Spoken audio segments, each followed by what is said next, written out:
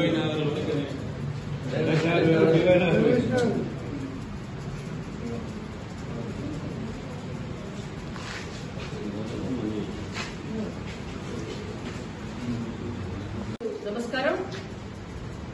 ఎల్లుండి ఉదయం 10 గంటలకు సిరిసిల్ల పట్టణంలో కరీంనగర్ ఎంపీ భారతీయ జనతా పార్టీ జాతీయ ప్రధాన కార్యదర్శి శ్రీ బండి సంజయ్ కుమార్ గారు నేతన్నల కోసం, నేతన్నల బతుకులు బాగు చేయడం కోసం, నేతన్నలకు ఉపాధి కొరకు శాశ్వత పరిష్కారం కొరకు దీక్ష చేయబోతున్నారు.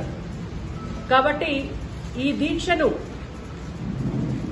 దీక్షలో పాల్గొనవలసిందిగా భారతీయ జనతా పార్టీ నాయకులము, కార్యకర్తలందరికీ కూడా భారతీయ జనతా పార్టీ తరఫున ఈరోజు మేము ఒక సమావేశం నిర్వహించుకొని అందరికీ పిలుపునివ్వడం జరిగింది.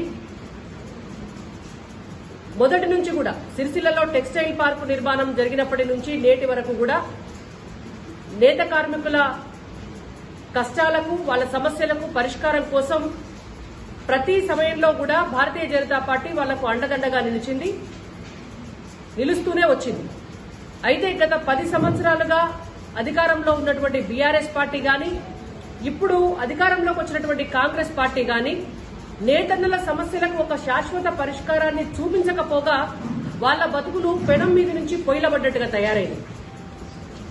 సిరిసిల్ల పుట్టుకనే నేతన్నలు పొందించినటువంటి ఊరు అయినా కూడా వాళ్ల బ్రతుకులకి ఒక భరోసా లేని పక్షంలో మరి నేత కార్మికులకు గత 14 సంవత్సరాలుగా ఎమ్మెల్యేగా ఉన్నటువంటి కేటీఆర్ గారు వాళ్ల బతుకులు బాగు చేస్తామని చెప్పి, వర్కర్ టు ఓనర్ పథకం ఏర్పాటు చేస్తామని చెప్పి, ప్రతి కార్మికుడిని కూడా యజమానిని చేస్తామని చెప్పి, బతుకమ్మ చీరల స్కీమ్ తెచ్చినము, ఈ బతుకమ్మ చీరల స్కీమ్ తోటి మీ బతుకులు బాగు చేస్తామని చెప్పి వాళ్ళందరికీ కూడా ఒక త్రిశంకు స్వర్గాన్ని చూపించింది.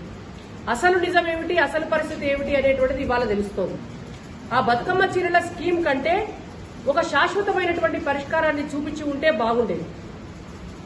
ఇవాళ యూనిఫామ్స్ విషయంలో కావచ్చు, లేకపోతే హాస్పిటల్స్ కి క్లాత్ తీసుకునే విషయంలో కావచ్చు, ఆర్వీఎం ద్వారా సెంట్రల్ గవర్నమెంట్ కొంత నేత కార్మికులకు చేయూతను అందించేందుకు దాదాపుగా 1 కోటి పైచిలకు మీటర్ల బట్టను సిరిసిల్ల నుంచి తీసుకుంటుంది.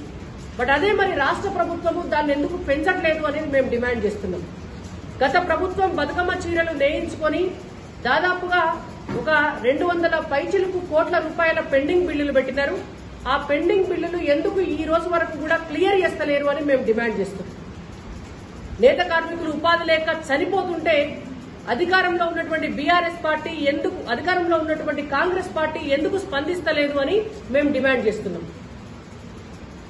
కాబట్టి అనేక సమస్యల కోసం సమస్యలతోటి సతమతమవుతున్నటువంటి నేత కార్మికులకు అండగా నిలబడేందుకు, వాళ్ళ సమస్యలను తెలుసుకునేటందుకు, ఒక పరిష్కారాన్ని సూచించేటందుకు మా ఎంపీ బండి సంజయ్ కుమార్ గారు ఎల్లుండి ఇక్కడ దీక్ష చేయబోతున్నారు. ఇప్పటికైనా కళ్లు తెరిచి కాంగ్రెస్ పార్టీ ప్రభుత్వం నేతన్నలను ఆదుకోవాలని డిమాండ్ చేస్తూ, స్థానిక ఎమ్మెల్యే కేటీఆర్ గారు కూడా ఈ మోసపూరితమైనటువంటి వాగ్దానాలు చేసి ఇవాళ వాళ్ళ బ్రతుకుల్ని ఆగం చేసినందుకు ఇక్కడ ఉన్నటువంటి నేత కార్మికులకు క్షమాపణ చెప్పాలని చెప్పి డిమాండ్ చేస్తున్నాము.